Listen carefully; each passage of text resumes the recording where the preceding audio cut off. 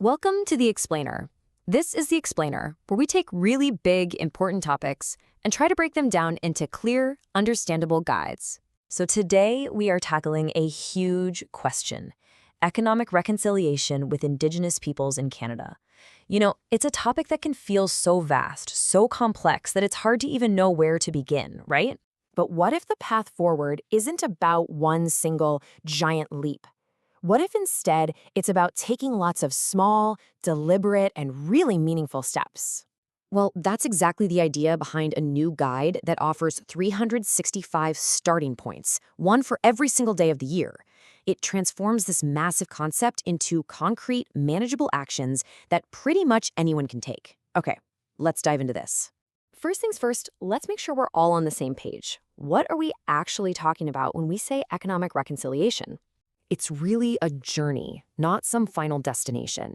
It's this ongoing process of building respectful economic relationships and creating equitable opportunities that allow Indigenous peoples, their communities, and their businesses to truly thrive. And this whole journey, it really kicks off with personal actions, the kind of stuff that creates a ripple effect.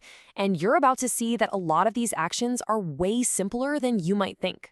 And believe it or not, it can all start with the number you definitely know: 3.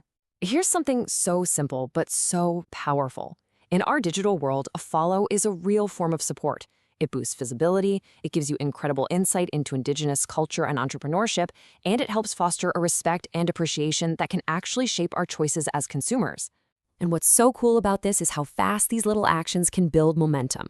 You could also take just 3 minutes to watch Elder Dr. Robert Joseph's video on Nam-Wayot, which means we are all one. Or, hey, how about donating an Indigenous authored book to your local library to enrich the community's resources? Or even sign the petition to support the Eagle Spirits Marine Protected Area. See? Each one is just a single step on the path. Okay, so let's see how this all starts to connect, how we can go from these personal choices to making a real impact where we work, because that is where those ripples can really start to grow into a wave. Yeah, just think about it for a second. That simple choice to support an Indigenous business, that can scale up big time at work. For instance, what if you championed replacing your standard office coffee with beans from Indigenous roasters? It's a small change that directs company spending toward Indigenous entrepreneurs and really aligns your purchasing with values like sustainability and ethical consumption. But it goes way beyond just buying stuff. Workplace policies themselves, this is a huge area for reconciliation. So many standard corporate policies, for things like bereavement or personal leave, they just don't account for the unique cultural practices and community events that are vital to Indigenous employees. So what's the fix? Well, it's about being proactive. By talking with HR to create an inclusive cultural leave policy, a company shows genuine respect for its Indigenous employees' traditions. And that enhances satisfaction and loyalty and promotes a much more harmonious workplace for everyone. Here's another really powerful and honestly pretty simple action for the workplace: procurement. For companies that track their suppliers, think about this change. Just adding an Indigenous-owned filter to your procurement spreadsheet. This one column makes it incredibly easy to prioritize, track, and increase your spending with Indigenous businesses. So you see what's happening here? Workplaces can become these incredible engines of reconciliation. Whether it's planning the next team retreat at an Indigenous-owned venue, voluntarily and respectfully tracking Indigenous hires to identify gaps in recruitment, or adding a territorial acknowledgement slide to every single company presentation template, these are all concrete steps. And this is where it gets really exciting. As all these individual and workplace ripples start to grow, they build into a wave of large-scale, systemic change. This is all about embedding foundational principles into the very structure of how we do business.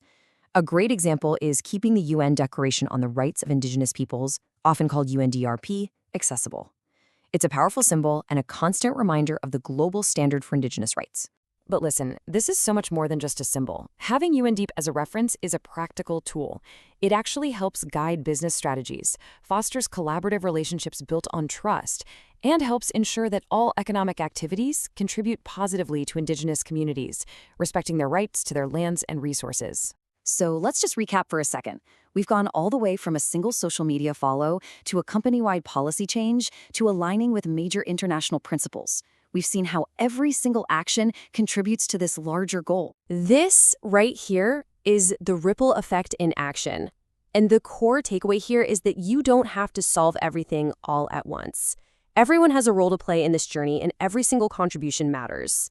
So, we've explored the path from a single action to a wave of change. The only question left is the one you see right here. What will your first step be?